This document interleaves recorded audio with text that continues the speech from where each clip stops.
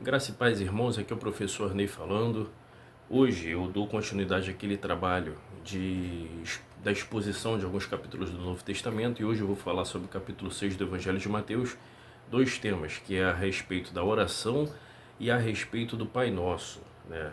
Então eu vou fazer a leitura do texto e vou fazer uma breve exposição a respeito dessa passagem, certo? O objetivo aqui, irmãos, é esclarecer para aqueles que não têm um contato com as Sagradas Escrituras, para aqueles que de repente estão caminhando, começando essa caminhada, ou até mesmo que querem conhecer um pouco mais a respeito da Bíblia. Então o objetivo é explicar de uma forma simples e objetiva essas passagens, seguindo a sequência. Eu já falei do capítulo 1, capítulo 2, capítulo 3, e hoje eu dou início ao capítulo 6 do Evangelho de Mateus. Então eu vou fazer a leitura aqui, os versículos, eu vou ler dos versículos 1 ao 15, certo? Com algumas pausas para as devidas explicações de acordo com o tema. Então vamos lá. Versículo 1, o Senhor diz assim, Mateus capítulo 6, versículo 1: Guardai-vos de fazer a vossa esmola diante dos homens, para serdes vistos por eles. Aliás, não tereis galardão junto de vosso Pai que está nos céus.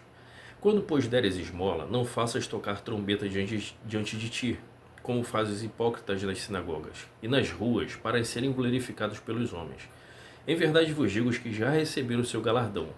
Mas quando tu deres esmola, não saiba a tua mão esquerda o que faz a tua direita, para que a tua esmola seja dada ocultamente, e teu Pai que vem em secreto te recompensará publicamente. Então vamos lá. O Senhor Jesus, no capítulo 6, não só no capítulo 6, mas nos capítulos que antecederam, tá? Capítulo 5, o Senhor Jesus ele vem criticando a religiosidade, de aparência, né? Aquela coisa de querer aparecer para os outros, de querer ser visto, de querer ser notado. O capítulo, ele já vem trabalhando essa questão no capítulo 5, e no capítulo 6 ele dá sequência a essa série de interpretações, essa série de recomendações, melhor dizendo. E vai ser assim durante todo o sermão da montanha, né? Também às vezes chamado de sermão do monte. Então aqui o Senhor, ele, dentro dessa sessão que engloba os capítulos 5, 6 e 7 do Evangelho de Mateus, o Senhor ele vem falando, ele vem combatendo essa religiosidade de querer aparecer, de querer ser visto, de querer ser notado. O Senhor ele mostra que a verdadeira religião, a verdadeira devoção, ela deve ser sincera e ela deve surgir de dentro do coração do adorador, de dentro daquele que se aproxima de Deus, não com o objetivo de ser visto como alguém piedoso, não querendo ser alguém notado pelos homens, mas alguém que realmente está interessado em obter um relacionamento com Deus e viver esse relacionamento de forma honesta, sincera e digna. Então o Senhor ele vem combatendo o que era muito comum naquela época, que se você observar bem, ainda é comum nos dias de hoje, que são pessoas que querem ser vistas, principalmente no contexto atual, onde, né, nós temos aí as redes sociais, onde você tem aí YouTube, Instagram, muita gente querendo aparecer, muita gente usando o evangelho para querer ser visto, para querer fazer agenda, para querer ganhar dinheiro, para ganhar like, para ganhar notoriedade. Ora, o mesmo Jesus que operou no primeiro século é o mesmo Jesus que opera hoje. Se ele já criticava esse tipo de postura no passado, não tenha dúvidas que ele criticaria também hoje, tá? Então tem muita gente que, ao invés de estar comprometida em ensinar o evangelho, que ao invés de estar comprometida em levar os homens a Deus, elas estão mais comprometidas com a sua própria imagem, mais comprometidas com a sua própria agenda, mais comprometidas com os seus interesses de aparecer, de ser visto, de ser notado, de ganhar dinheiro, popularidade, enfim. Uma série de motivações que não são dignas do evangelho, tá? Então o Senhor ele vinha criticando essa religiosidade supérflua, essa religiosidade externa. Ele vinha criticando isso nos fariseus. E os fariseus, eles tinham três práticas que faziam parte da religiosidade deles, que era a oração, a prática das esmolas e o jejum, fazia parte da religiosidade.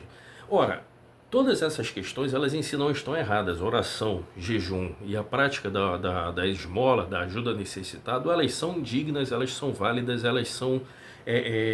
elas devem fazer parte da religiosidade cristã também. Entretanto, a motivação deles não era honesta, pois eles faziam isso para que eles pudessem ser notados, para que eles pudessem ser vistos, porque de alguma forma, algum benefício eles obtinham disso. Então, com o intuito de obter algum desses benefícios, eles queriam ser vistos e notados publicamente. E é isso que o Senhor vem quebrando, criticando, mostrando que é errado. Então, nessa sessão que eu li, o Senhor vem falando: guardai-vos de fazer a vossa esmola diante dos homens para ser vistos por eles, né? Eles esmolavam, eles praticavam não a ação em si, mas era o objetivo, a intenção deles. A intenção deles era ser visto, era ser notado. Então o Senhor fala: não faça como os hipócritas nas ruas, nas sinagogas, para serem glorificados pelos homens, pois eles já receberam a sua recompensa. Uma vez que eles queriam alcançar isso, eles queriam alcançar a visibilidade, e eles já tinham alcançado aquilo que eles queriam, que era a visibilidade. Entretanto, para Deus, aquele gesto em si não significava nada. Ainda que eles estivessem fazendo algo bom, né, que era ajudar ao próximo, a motivação em si não era verdadeira, não era honesta. Então não é só o ato de você ajudar. O Senhor, com isso, ele nos mostra que não é só o ato em si que conta, mas tanto quanto o ato conta a motivação pelo qual você está fazendo algo. A motivação desses homens, o gesto em si era nobre, vamos assim dizer, ajudar ao próximo. As orações, né, em prol de outra pessoa, o jejum para obter uma maior comunhão, tudo isso, aos olhos de Deus, né, são atos que devem fazer parte da religiosidade cristã também. Entretanto, a motivação pelo qual eles estavam fazendo com o intuito de agradar a Deus ou com o único objetivo de ser notado. Esse mesmo princípio ele rege a atualidade, tá? Quando você faz algo, você faz para agradar a Deus ou você faz para agradar os homens? Você faz para agradar a Deus diante daquilo que você acredita ser honesto e verdadeiro, ou você está fazendo com o objetivo de ser visto? E aí volta a repetir, principalmente nos dias de hoje, com as redes sociais, com a internet, o que mais tem por aí é gente querendo aparecer, é gente usando o evangelho para aparecer. Isso é errado. E o mesmo Jesus que operou no passado é o mesmo de hoje, ele não mudou. Então o mesmo Jesus que criticou essa religiosidade frívola, externa, com o intuito de aparecer, ele também criticaria hoje da mesma forma. Entenda que a sua motivação vale tanto quanto o ato do que você está praticando. Deus, ele julga, ele conhece os corações, ele sabe a motivação pelo qual você está fazendo. E seguindo aqui na linha de raciocínio, uma coisa interessante era o seguinte: o Senhor Jesus, eu citei que essas três práticas faziam parte da religiosidade judaica, né? Dos fariseus da época do Senhor Jesus: a oração, o jejum e as esmolas. E uma coisa interessante, quando nós lemos os ditos de Jesus, é que ele diz o seguinte: ele está ali, o Senhor Jesus, ele está diante dos seus discípulos, ensinando aos seus discípulos a respeito de como viver a sua religiosidade. E ele vai dizer o seguinte: e tu quando orares, e outro trecho ele vai dizer: e tu quando deres esmola, e outra parte ele vai dizer: e tu quando jejuares. Olha, observe o seguinte: o Senhor Jesus, ele não diz assim, e se tu orares, ou e se tu deres esmola, ou se tu jejuares. Não, ele não fala assim. Ele fala da seguinte maneira: e tu quando orares. E outra parte: e tu quando jejuares. Na outra parte: tu quando deres esmola. Então ele nos faz entender, a partir da forma como ele coloca isso, que deve ser uma prática constante da vida cristã. A oração, a prática da caridade, da ajuda ao necessitado e o jejum, elas devem fazer parte do cotidiano, elas devem fazer parte da vida cristã, de acordo com a oração principalmente. A oração é diária. Jejum, é claro que ninguém jejua diariamente, mas você deve equilibrar a sua agenda, o seu dia a dia, para encontrar uma forma de você colocar o jejum como uma das suas práticas. Sabe-se lá quando você vai poder fazer, uma vez por semana, uma vez por mês, não sei, cada um tem a sua possibilidade, cada um tem a sua agenda, mas isso deve fazer parte da sua vida cristã. E da mesma forma ajuda ao necessitado, tá? Ah, mas eu já dou meu dízimo. Isso é outra questão, irmão. Isso é outra questão. Eu não quero entrar aqui nesse momento na questão do dízimo. O Novo Testamento ele fala da ajuda aos necessitados. Então, dentro das suas condições, dentro das suas possibilidades, você precisa também ajudar o próximo, pois isso é uma das orientações que o Senhor Jesus deixa para nós cristãos, certo? Então, oração, jejum e ajuda aos necessitados, elas devem fazer parte da religiosidade cristã, certo? Pois o Senhor assim disse: tu quando orar, e tu quando jejuar, e tu quando deres esmola. Ele não falou e se você fizer, não, ele falou e tu quando fizer. É diferente. Então, versículo 5 em diante aqui, ó. E quando orares, não serei como os hipócritas, porque gostam de orar em pé nas sinagogas e nos cantos das praças para serem vistos dos homens. Em verdade vos digo que eles já receberam recompensa. Olha só, o Senhor está falando, os hipócritas que gostam de ser vistos orando. Será que é diferente? Será que aí na igreja onde você frequenta não tem alguém que gosta de se exibir porque ora mais que todo mundo? Aí eu te pergunto, você acha que a oração dessa pessoa ela está passando do teto da igreja? Se o cidadão está fazendo para se exibir, eu duvido muito que essa oração ela venha a surtir algum tipo de efeito. Versículo 6, tu porém quando orares, olha, eu acho isso aqui fantástico, eu acho essa colocação do Senhor Jesus fantástica. Versículo 6, acompanha comigo aqui, ó. Tu porém quando orares, entra no teu quarto, e fechada a porta orarás a teu pai que está em secreto, e teu pai que vem em secreto te recompensará. Olha que interessante. Isso aqui vale para todo cristão, irmão. E tu quando orares, entra no teu quarto. Não é necessariamente o quarto significava o cômodo mais íntimo, o lugar onde a pessoa tinha sua maior privacidade. Às vezes o local onde você vai ter uma maior privacidade vai ser, sei lá, na sua cozinha, eu não sei quais são as divisões do seu cômodo, mas eu te digo que é importante que você tenha um local reservado exclusivamente para você se encontrar com Deus.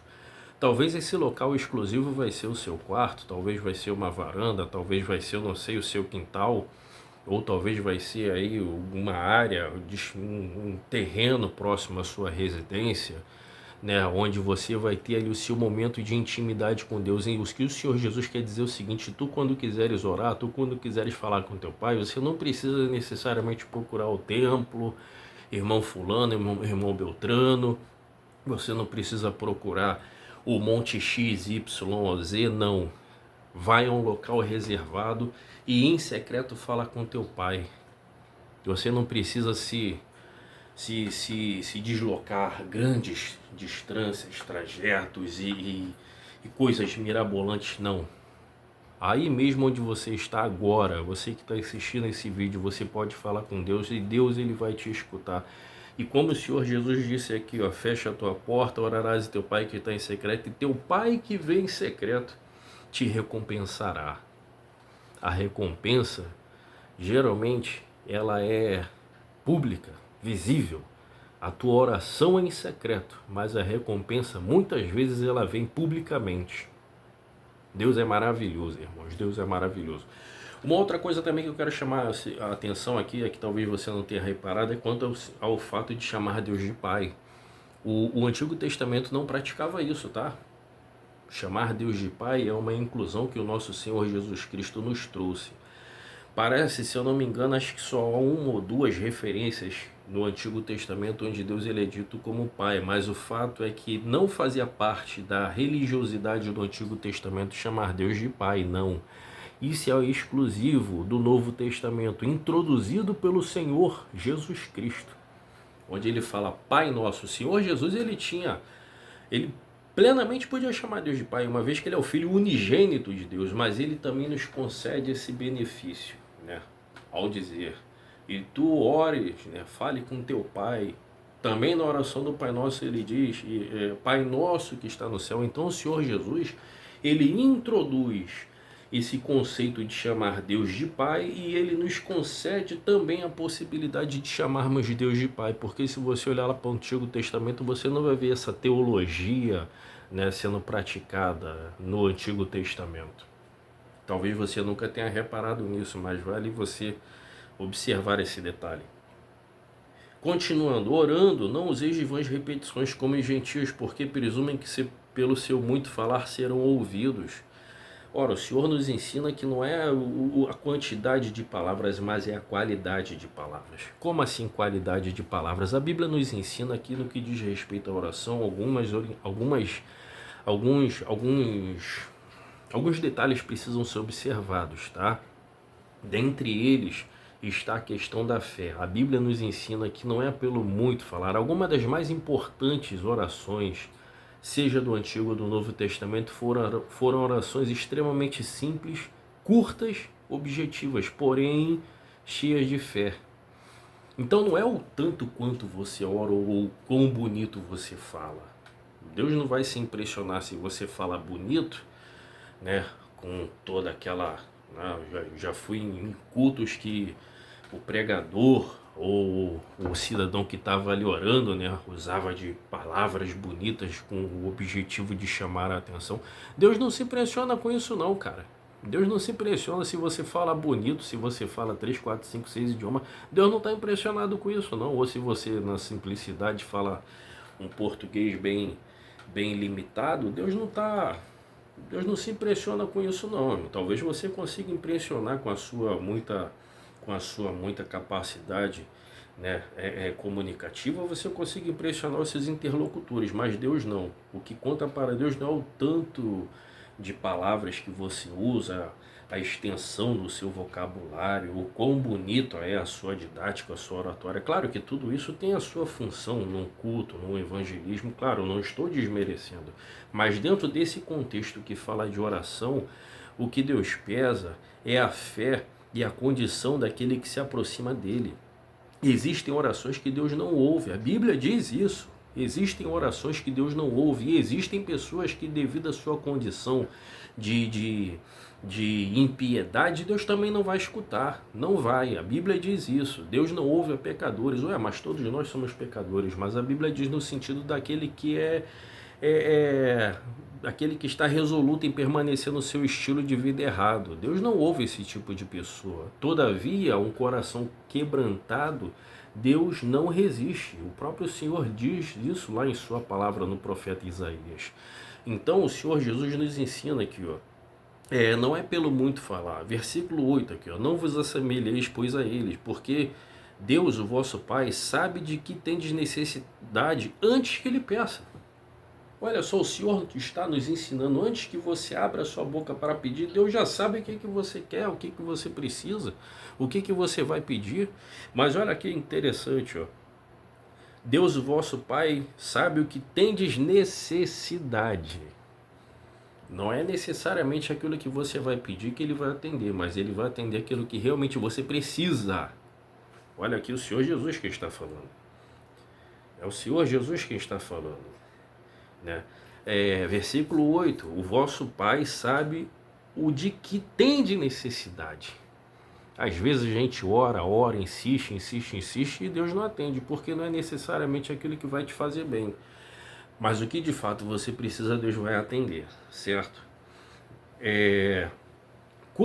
Então, a partir desse versículo entendemos o seguinte: não é pelo tanto quanto você fala. Sim, é verdade que a Bíblia ela nos orienta a persistirmos em oração por um objetivo, por uma causa, em prol de um propósito. O próprio Senhor Jesus nos ensinou isso. Pedi e dar-se-vos-á, buscar e acharei. O que pede recebe. Então, não somente essa como outras passagens, a Bíblia nos orienta, a Bíblia nos ensina sim a insistirmos em oração, a persistirmos em oração por algo. Mas o que o Senhor quer dizer aqui é que o muito falar não vai convencer Deus. Deus não é como uma pessoa que você fica ali buzinando no ouvido dela e uma hora ela fica sem paciência e cede. Não, não é assim que funciona com Deus. Não é pelo muito falar. Mais importante do que a quantidade de palavras, não importa. Eu conheci irmãos que dizia que orava 3 horas. Eu não consegui orar nem 10% disso, né? Mas não é pelo muito, pelo tanto quanto você fala. É o como você fala e a maneira como você acredita que você está falando. A sua fé. Volto a repetir, algumas das orações mais objetivas da Bíblia foram curtas, às vezes uma frase, 2, 3 frases, curtas, poucas palavras, mas carregadas de fé, de sinceridade, de devoção. Eu gosto muito da oração do rei Ezequias quando ele recebe a sentença, né? Põe a tua casa em ordem porque tu vai morrer. E diz a Bíblia que ele se volta para a parede, ele fala de uma forma bem simples com Deus: Senhor, lembra-te, Senhor. É uma oração curta. E no mesmo instante Deus fala com o profeta volta e acrescenta mais 15 anos. Uma oração curta. A oração de Sansão quando se arrependeu, uma oração curta. A oração de Moisés, uma oração curta. Não é pelo muito falar, e o Senhor ensina isso, não é muito pelo muito falar, mas é pelo tanto quanto você é devoto, o tanto quanto você é sincero, o tanto quanto você tem fé para aquele a quem você está orando. Versículo 9, oração chamada oração dominical, né? A oração do Senhor, que todos nós praticamente conhecemos, que é o Pai Nosso. Portanto, vós orareis assim. Entenda que isso aqui é um exemplo de como orar. E eu vou apontar alguns pontos aqui, ó. Portanto, vós orareis assim: Pai nosso que está no céu, santificado seja o teu nome, venha o teu reino, faça-se tua vontade, assim na terra como no céu. O pão nosso de cada dia nos dá hoje, perdoa as nossas dívidas, assim como nós temos perdoado os nossos devedores, e não nos deixe cair em tentação, mas livra-nos do mal, pois teu o reino, o poder e a glória para tudo sempre. Amém. Eu fiz esse sinalzinho aqui agora, no finalzinho, pois teu o reino, o poder e a glória para tudo sempre. Amém. Para observar um detalhe. Se você tiver com uma Bíblia em mãos, principalmente se for uma Bíblia mais antiga, você vai observar que essa parte, pois teu o reino, o poder e a glória, ela está sinalizada entre colchete. Se lembra aquele sinalzinho do colchete, né? Provavelmente a sua Bíblia, essa parte, essa frase, pois teu o reino, o poder e a glória, ela vai estar entre colchete. As Bíblias mais antigas faziam isso.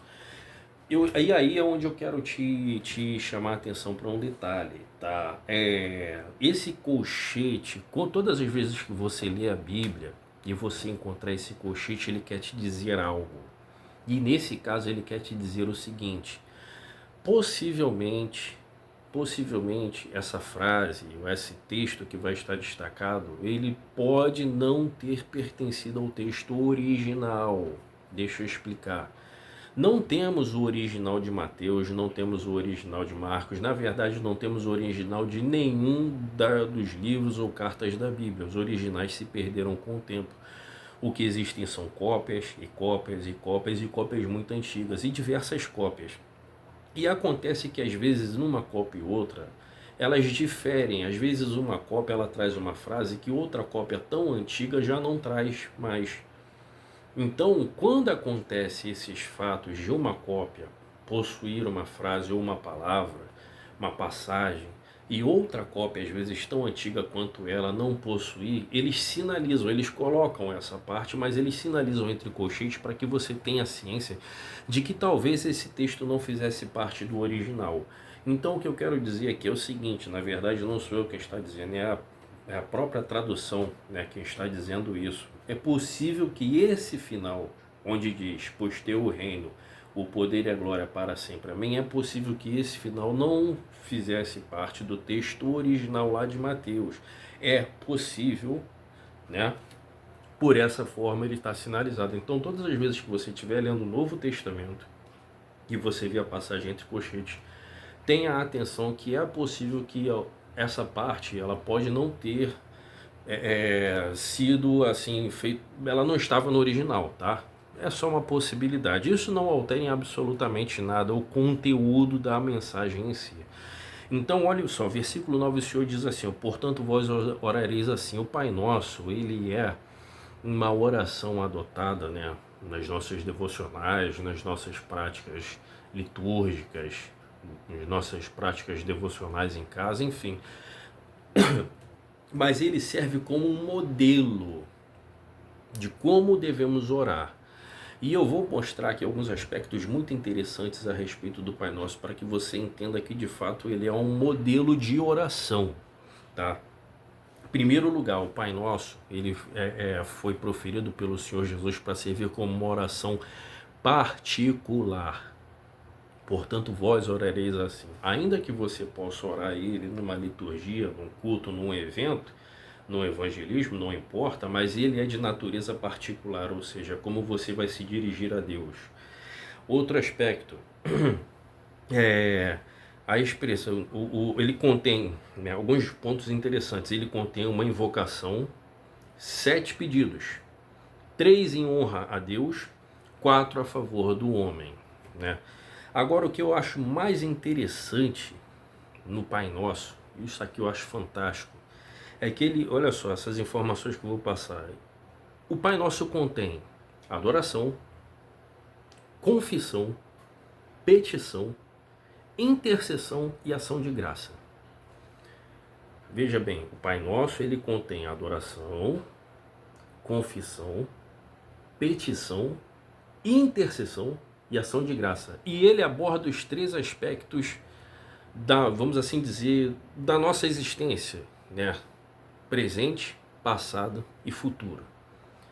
Passado, ao dizer, perdoa os nossos pecados. Presente, ao dizer, o pão nosso de cada dia nos dai hoje.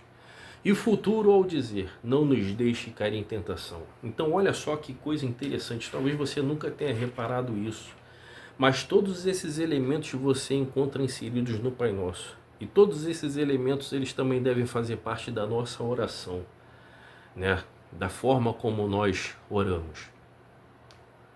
Adoração, petição, confissão, intercessão, né? Trazendo à memória a petição, né? Pedir o perdão pelos pecados cometidos, falando do nosso presente e também entregando a Deus o nosso futuro. Isso mostra como o Pai Nosso, ele é um exemplo perfeito de oração que devemos praticar. Se você quer estudar e entender um pouco mais, porque o meu objetivo aqui não é me alongar, mas é fazer uma exposição objetiva. Se você quer entender um pouco mais, existem livros que tratam sobre o Pai Nosso. Martinho Lutero, ele tem um livro, não me lembro qual é a editora, mas ele tem um livro onde ele explica a respeito do Pai Nosso. Se eu não me engano, Augusto Cury já escreveu um livro falando sobre o Pai Nosso. E também acho que Robert McAllister, eu não sei agora, ele também tem um livro onde ele fala a respeito do Pai Nosso. Mas o que eu quis destacar basicamente é isso. Eu não vou me alongar nessa questão do Pai Nosso, não vou me alongar na exposição dele em si, porque o vídeo ficaria muito longo. E o objetivo não é produzir vídeos longos, mas o objetivo é trazer aqui essa exposição para que você que está tendo um primeiro contato com as Escrituras, para você que de repente está iniciando a sua caminhada ou que quer começar a entender um pouco mais, você tenha um pouco mais de esclarecimento a respeito das Escrituras Sagradas. Então esse foi o capítulo 6 do Evangelho de Mateus, versículos 1 ao 15. Eu volto, se Deus assim permitir, no outro vídeo, explicando mais do capítulo 15 em diante, do versículos 15 em diante, e até onde Deus permitir sucessivamente dentro do Evangelho de Mateus, e até onde Deus deixar, eu pretendo explicar um pouco sobre o Novo Testamento. Se você gostou, deixa aí o seu like, você me ajuda quando você dá o seu like, se quiser deixa um comentário, e que Deus abençoe a todos vocês, rica e abundantemente. Um abraço.